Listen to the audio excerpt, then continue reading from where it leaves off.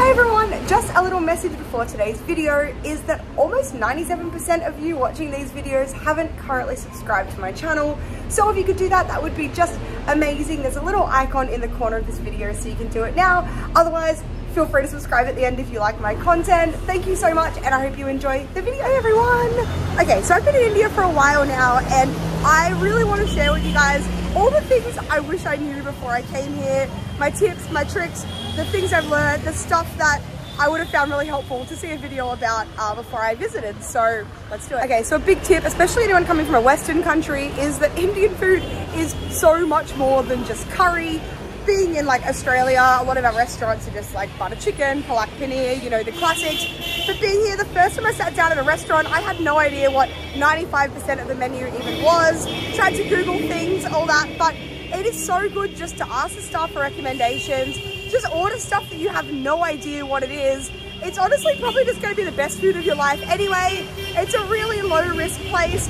Order random stuff, eat random stuff, throw yourself into the food culture here.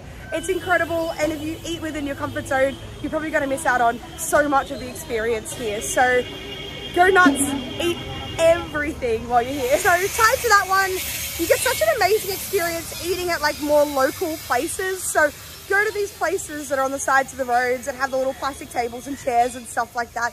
You'll meet nice people, you'll have a really authentic experience.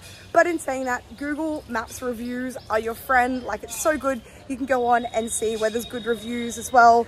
I've been here for ages. I haven't had any food poisoning or any digestive issues at all. I don't know if that's overblown or if I've just been lucky. So eat at places with good reviews, but don't just eat at tourist locations, because again, you're going to miss out on so much through not going to some random kitchen owned by some like local family. It's such an awesome part of the experience here. Okay, because India is so crazy diverse, everywhere you go is going to have different people, different languages, different food, different religion.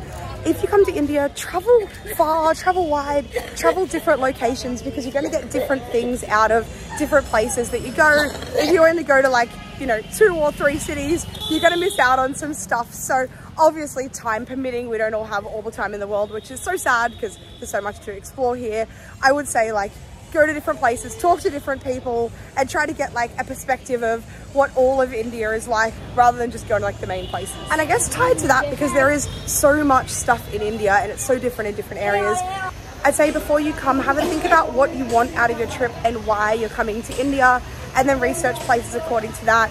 I wanted the big city vibe, to see how people live, to see the chaos and the hustle and the bustle. So I've been to a lot of the big cities. There's so much to see here, and there are so many different areas for different things. So have a think about what you're looking to get out of it and what you want. I know that seems like a basic classic travel research tip, but I think it is even more pronounced in India because there is so many extremes in this country and so many different things to see. I've been so surprised by how many like festivals and celebrations and parties are in this country. I feel like every day it's the festival of something, and there's something to join, there's some celebration to join. So I guess first of all, Google before you come if there is any celebrations happening in any city, so you can kind of time it around coming to them. There's nothing like an Indian party or festival, so don't miss out on those. But also just join stuff that you see. Like if you see a group of people dancing near a temple or whatever, they'll welcome you with open arms. Go have a party with them. If you see people doing something you don't understand, you can always just ask them what's going on, and people will tell you and explain and welcome you in. So ask people things, talk to people, join in on stuff. It's such an inclusive, hospitable country, so take advantage of it. Okay, so this is kind of a bit of an unfortunate one, but there is areas in India that are a little bit scammy. People do want to, you know, overcharge you for stuff, try to get some money because you're a tourist.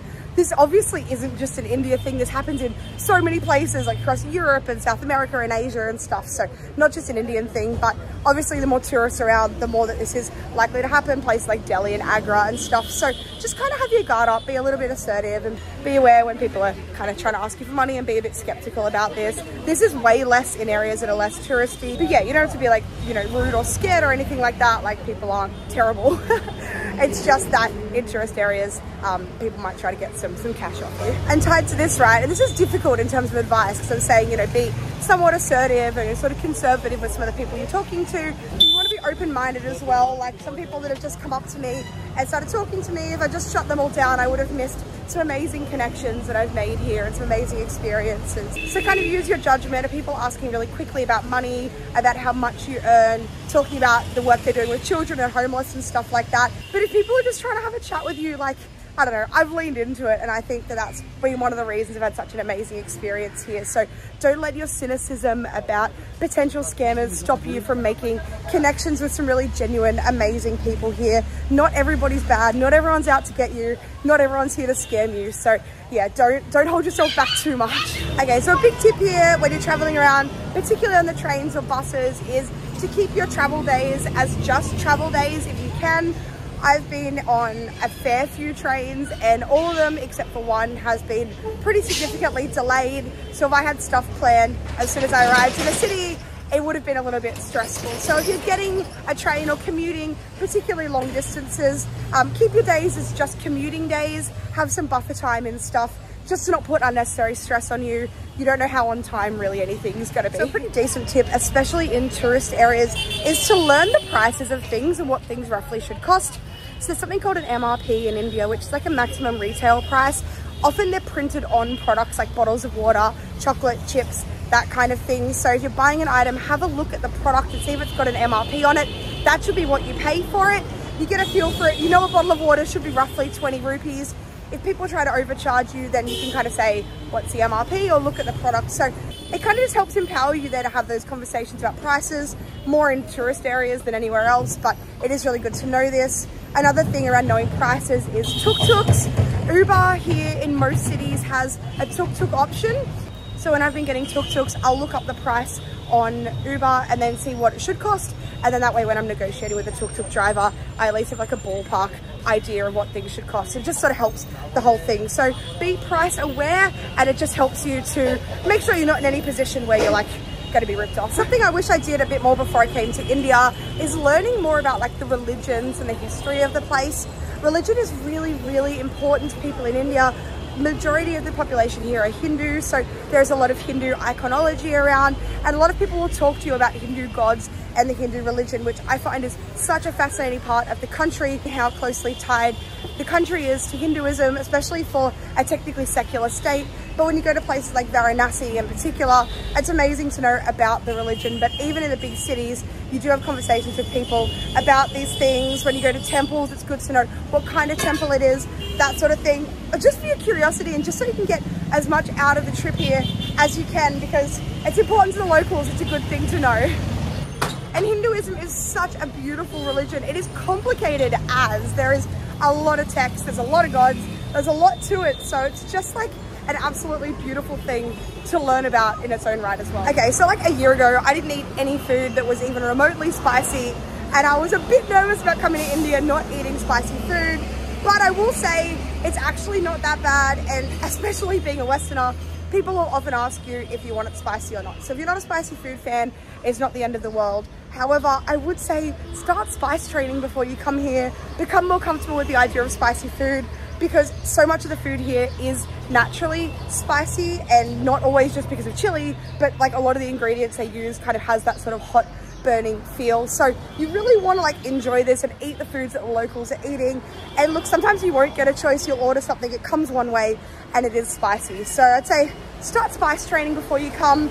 In saying that, it's not actually that hot.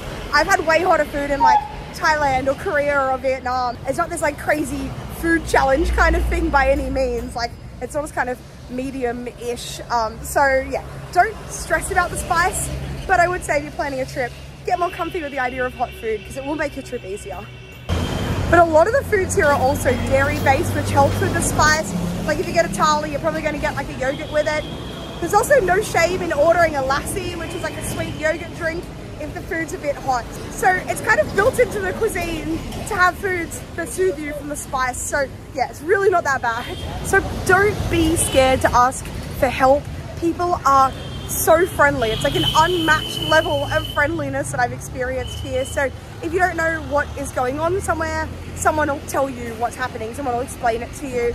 If you don't know what food is, ask. If you don't know what train platform you're going to, ask.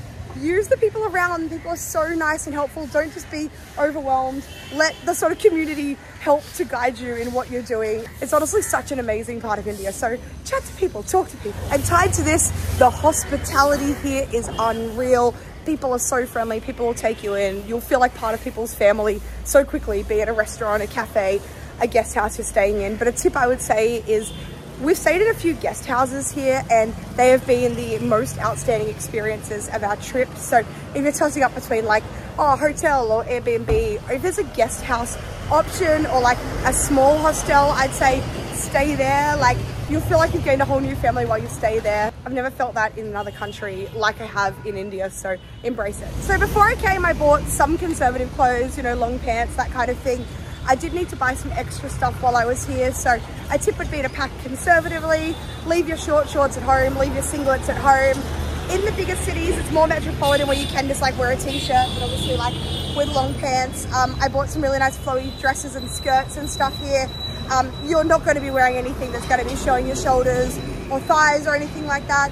You want to blend in, you want to dress conservatively and culturally sensitively, so pack accordingly, but, oh my gosh, loud. So pack accordingly, but there's also really, really cheap shopping here, so you can always buy stuff while you're here. So I noticed that a lot of Indian people eat with their hands, and it's honestly such a skill. It's not as easy as it looks, but embrace it, give it a go. Obviously washing your hands first, but it's very cool. It makes you feel more like in touch with the food. It helps with your digestion, apparently. It's part of the cultural experience. So embrace the eating with your hands thing. Try to build up the skill and then you feel like a local when you're doing it. It's very cool. This is a classic tip, and if you've seen my videos, you'll know I'm vegetarian. So I will give you the tip to eat veg while you're here. My husband's not vegetarian, but we've eaten nothing but vegetarian food the whole time we've been here. In most parts of the country, the default foods are vegetarian. So if you're the kind of traveler that's just gonna seek out meat, you're gonna miss some really, really good local authentic food. So try the vegetarian food here. It is incredible the things they can do with these pulses and legumes and vegetables, and amazing. So embrace the veggie life as much as you can. I mean, I'd give this advice to anybody traveling anywhere, but I would say particularly in India, make sure you buy at least a data sort of only SIM or an eSIM. I use AirArlo, but there are so many services for this. It's so useful in navigating. Using things like maps is so important. These cities are not always the easiest things to navigate, but also looking at like reviews and food places, and everyone uses WhatsApp too. So just a data plan is adequate, but yeah, it's been a lifesaver since I've been here. So don't come without data. And if you're planning to get trains around, I would absolutely recommend buying them ahead of time as well. They do book out. We've met a lot of people that have had to buy like last minute tickets that are heaps more expensive, or even share seats with people and stuff like that. So yeah, be organized, especially with the commuting across cities and towns and stuff. It's really important that you book those ahead of time. So my final and most important tip is when you're in India, enjoy it, embrace it, soak in every last minute of being in this absolutely magical, amazing place surrounded by the most beautiful people you'll probably ever meet. I've loved being in India. At times it has been like a little bit conflicting, but man, what an amazing country. I can't wait to come back. There's so much to see here. So I hope these tips have been helpful. Let me know if you've got any questions as well. I obviously don't know everything, but I'm happy to help out wherever I can. And yeah, let me know what your experiences were, and if you've got any tips you would add to my list. If you enjoyed this, like it below. Subscribing is like the best thing you can do, so that is always super, super appreciated. And I'll see you on my next video. Bye.